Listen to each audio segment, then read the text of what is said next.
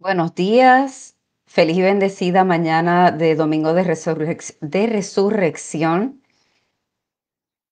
Hoy estamos finalizando la enseñanza de ayer el Sermón del Monte. Estábamos trabajando ayer con la antítesis, em, asesinato, adulterio y juramentos.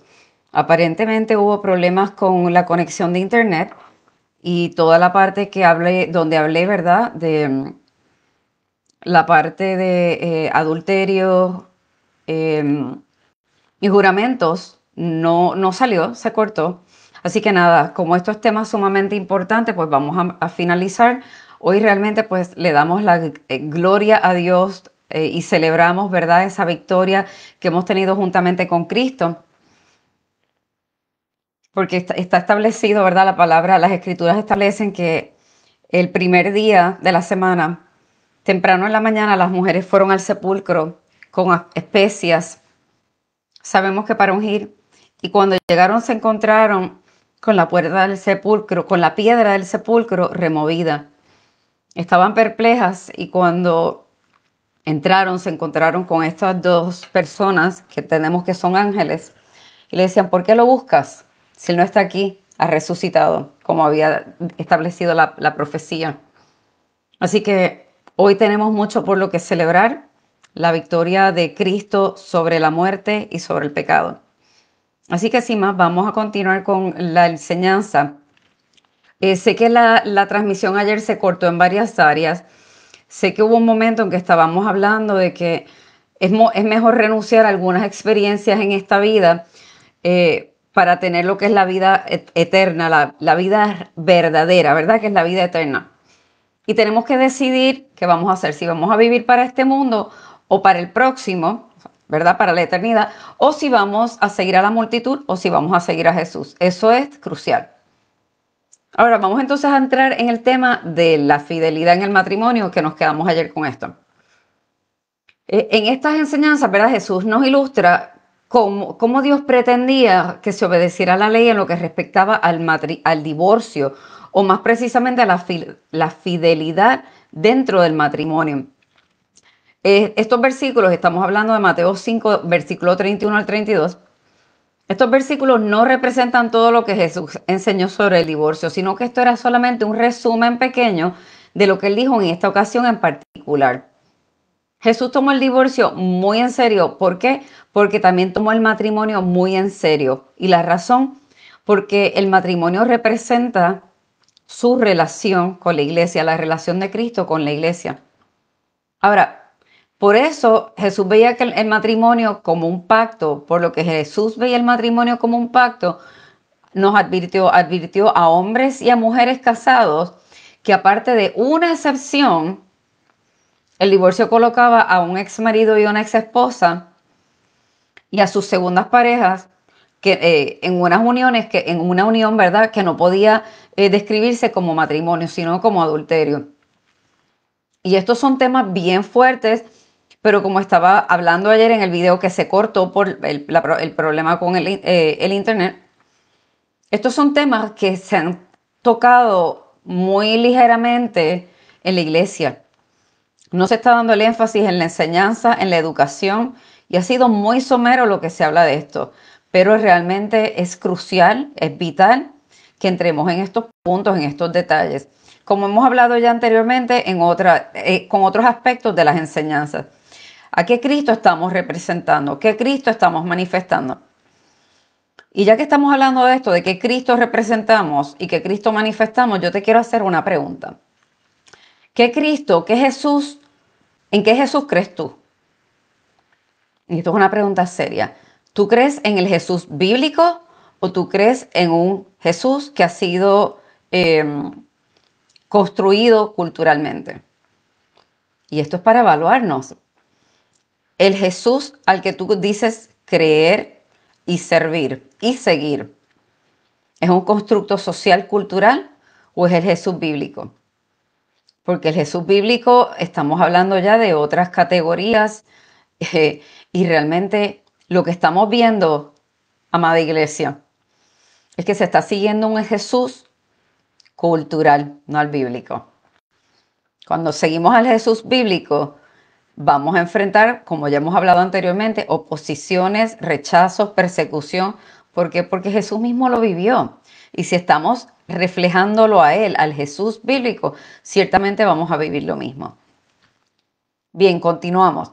Ahora, en la época de Jesús, muchas personas interpretaban, ¿verdad? El permiso mosaico para el divorcio, que está en Deuteronomio 24:1, lo consideraban como una razón, o sea, que el divorcio podía ser por cualquier razón. El divorcio podía ser por cualquier razón. Y vamos a leer aquí Deuteronomio 24:1. Lo tenía aquí, Deuteronomio 24:1.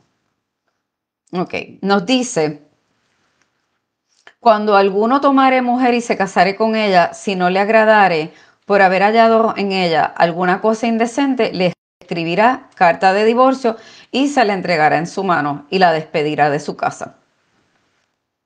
Bien, entonces, esto aparentemente, ¿verdad? Los rabinos y los, en esta época, con esta enseñanza, lo que estaban era permitiendo que un hombre se divorciara de su esposa por cualquier razón, incluyendo si le quemaba la comida, si no le gustaba cómo cocinaba, si no le gustaba su cuidado del hogar o su aseo personal, simplemente por cualquier razón. Y este permiso de Deuteronomio se había convertido en un instrumento de crueldad contra las mujeres. Ahora, aquellos que querían facilitar el divorcio tenían una interpretación bien laxa, bien vaga de esta ley, de lo que se había establecido en Deuteronomio. Ahora, Jesús deja bien claro que la idea de la impureza a la que se refiere el versículo original del divorcio no es cualquier razón, no es porque la esposa le desagradara al esposo, sino que se trataba más bien de inmoralidad sexual. Y la inmoralidad sexual en el griego original es porneia. Y esto significa fornicación, pero se utiliza de una manera mucho más amplia, que incluye, pero no limita, el adulterio, la fornicación, la homosexualidad, el lesbianismo, relaciones con animales, con niños, pornografía, and so on, and so on. Bien, entonces, esa enseñanza de Jesús sobre el matrimonio y el divorcio se explica un poco más a fondo en Mateo 19, pero aquí ciertamente vemos que la intención de Jesús era volver a la intención de la ley. En lugar de permitir que se usara como un permiso fácil para el divorcio, pues Jesús está volviendo a la ley, que es lo que estaba establecido, el propósito original de Dios. Y vamos a leer aquí lo que dice Mateo 19 respecto al divorcio. Este capítulo realmente habla mayormente de las situaciones, de los problemas en el matrimonio, pero vamos a enfocarnos en los versículos 3 al 9, donde dice, entonces vinieron a él los fariseos, vinieron a Jesús, ¿no? Tentándole y diciéndole, ¿es lícito al hombre repudiar a su mujer por cualquier causa? Y respondió Jesús diciéndoles, ¿verdad? ¿No habéis leído que el que los hizo al principio, o sea, Dios, los hizo varón y hembra? Y dijo, por esto el hombre dejará a padre y madre y se unirá a su mujer y los dos serán una sola carne.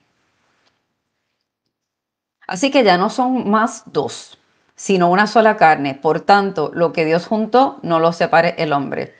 Le dijeron entonces los fariseos a Jesús, ¿verdad? Eh, ¿Por qué pues mandó Moisés a dar carta de divorcio y repudiarla? Y Jesús les contestó por la dureza de su corazón.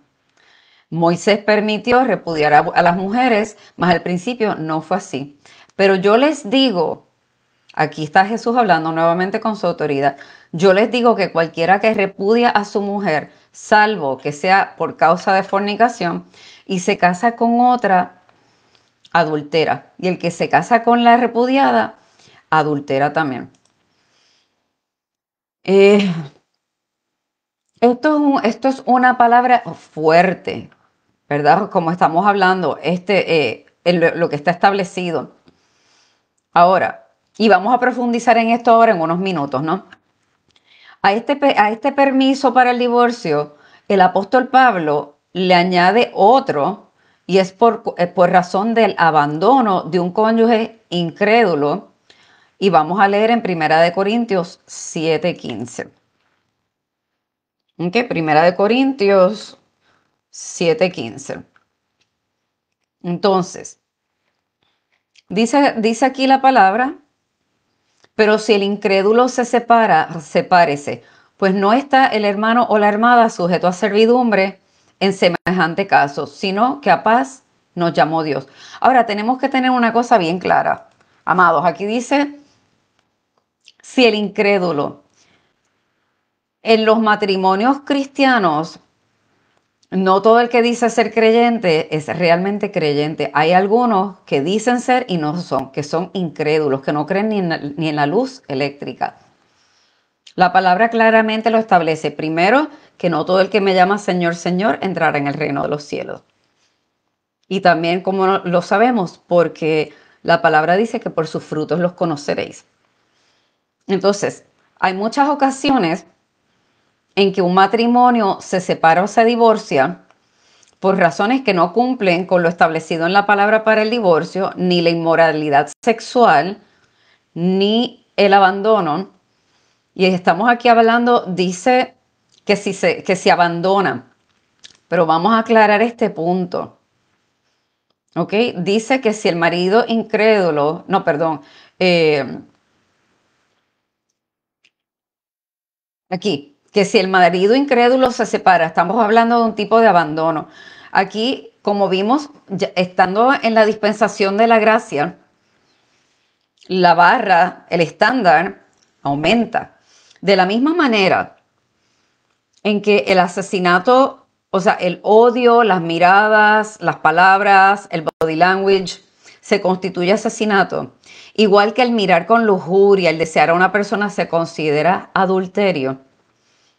Aquí también tenemos que entender que el abandono no es solamente un abandono físico o una separación física, aquí hay un abandono espiritual y emocional también, que son causas. Ahora, hay muchas personas, ¿verdad? Como menciono, que muchos matrimonios, ¿no? Que se divorcian o se separan por razones que no cumplen con lo establecido en la palabra. Y uno de los cónyuges luego se casa sin tener ninguna de las concesiones bíblicas. Pero entonces, generalmente, ya entonces esa otra relación está constituyendo un adulterio. Ahora, la persona que si una de las personas, ¿verdad? Déjame ver cómo lo explico. Ayer honestamente lo expliqué precioso. Ayer de verdad que esto fue excepcional y cuando vengo a ver el video la transmisión no había salido toda esta parte. Bueno, ok, lo que estamos hablando es, si un matrimonio se divorcia por razones que no son las dos razones bíblicas, y uno de ellos se casa, ese está cometiendo ya un adulterio. Pero el otro, el que todavía está soltero, al primero en casarse haber cometido un adulterio, puede entonces casarse y queda libre de esto. ¿Bien? Y sea o que el primero se case o tenga relaciones con otra persona. Que no se debe, porque debemos caminar en un orden. Ahora vamos a entrar en los juramentos. Esto está en Mateo 5 del 33 al 37. El hecho de tener que jurar, hacer un juramento, lo que revela es la debilidad de carácter y de la palabra de la persona. Esto está demostrando que tú no tienes carácter, que no tienes palabra. Y entonces la palabra nos enseña que tú sí seas sí y tú no seas no. Esto no trata únicamente de hacer juramentos en una corte. Esto se trata también de tú ser firme con tu palabra. A mí me citaron como jurado en la corte hace aproximadamente 2 meses, hace un tiempo atrás.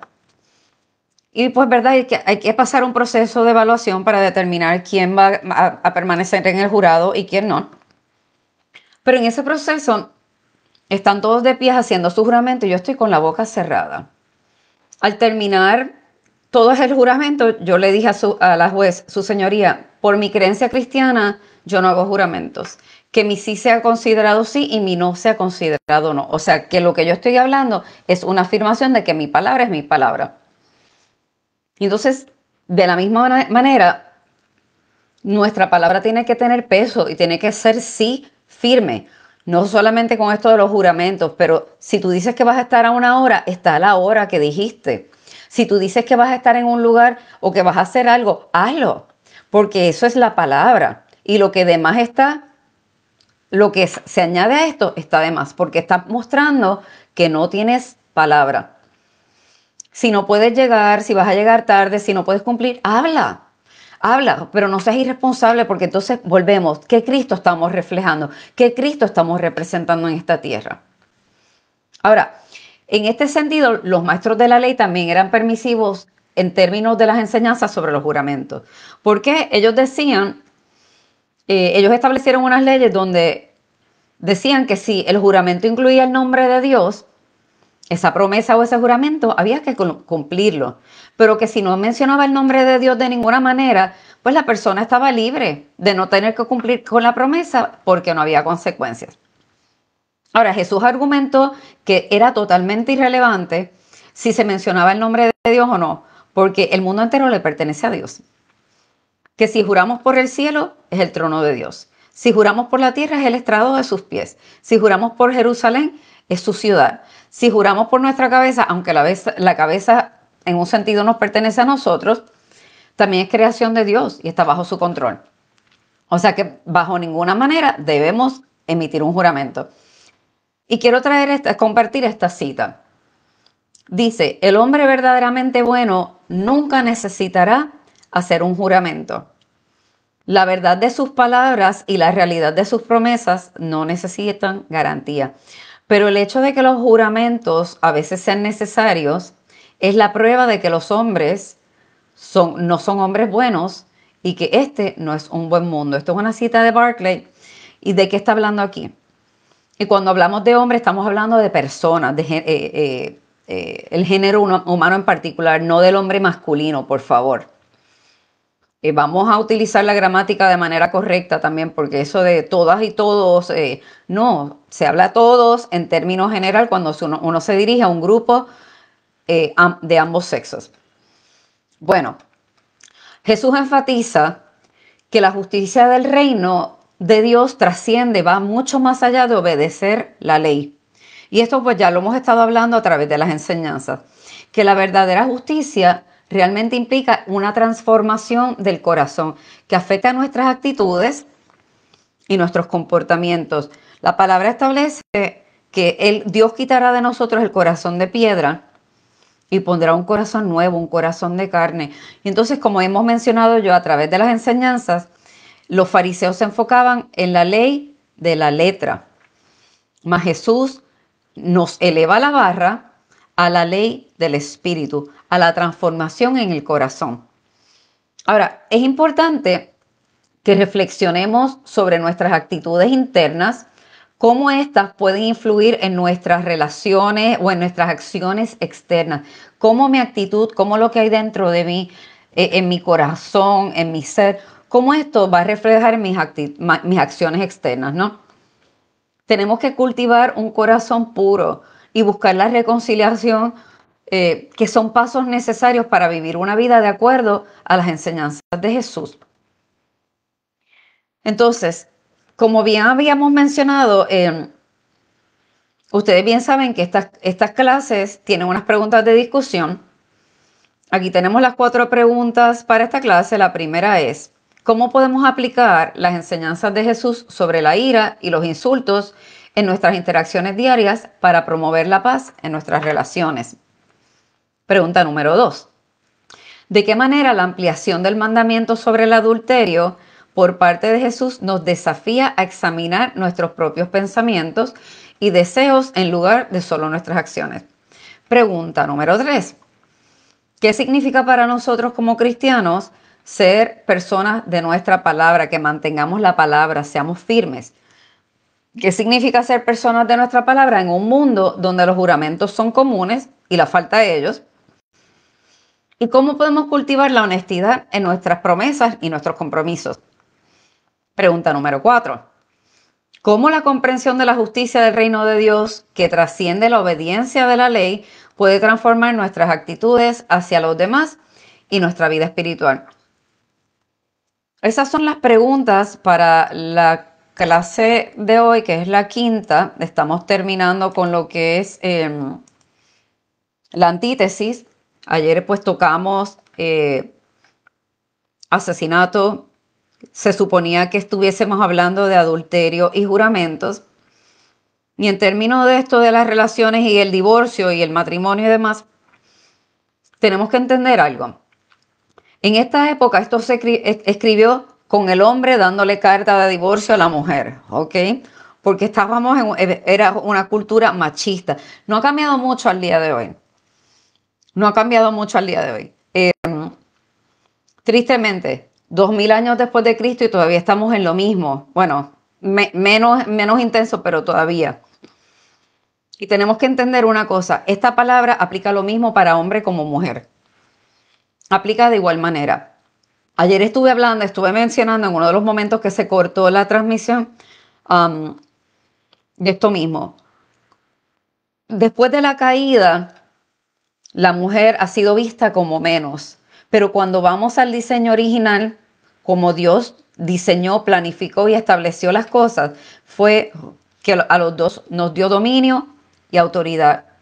Gobierno, dominio y autoridad en conjunto.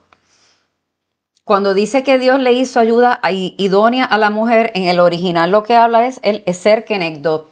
Y el eser kenegdo, en un sentido es ayuda idónea, pero en otro sentido es ayuda contraria. ¿Por qué? Porque la mujer complementa al hombre. Y la primera asignación que tenía la mujer en ser ayuda idónea hacia el hombre era con Dios, no tanto con el hombre, pero era para con Dios. ¿Por qué? Porque Dios dotó a la mujer de unas capacidades que no dotó al hombre. Y al hombre dotó de unas que no dotó a las mujeres. Por eso realmente pues se complementan, nos complementamos. Pero la función de la mujer para con Dios, la responsabilidad era encargarse de que ese hombre se mantuviese alineado al propósito y a la asignación de Dios.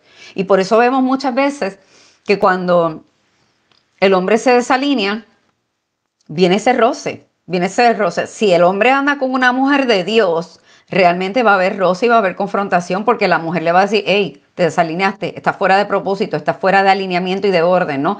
Una cabeza dislocada no puede funcionar. Y como Dios es la cabeza de Cristo, Cristo es la cabeza del hombre, el hombre es la cabeza de la mujer, pero si el hombre como cabeza de la mujer está dislocado, no hay una sujeción obligatoria, porque él no se está sometiendo y sujetando a Cristo. Me estoy saliendo del tema un poquito, pero es que todo tiene que ver, está interrelacionado con lo del matrimonio y las relaciones matrimoniales, ¿no?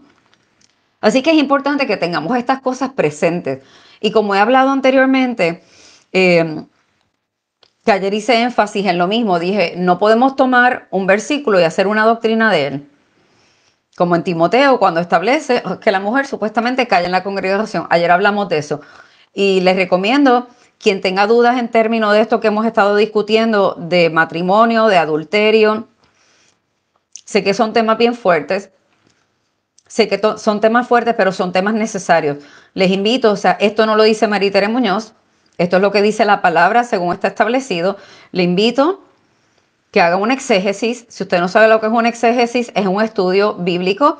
Vaya y busque varias versiones de la Biblia, busque concordancias, busque referencias cruzadas, busque también diccionarios bíblicos y verifique y analice, porque el pueblo perece por falta de entendimiento, de conocimiento.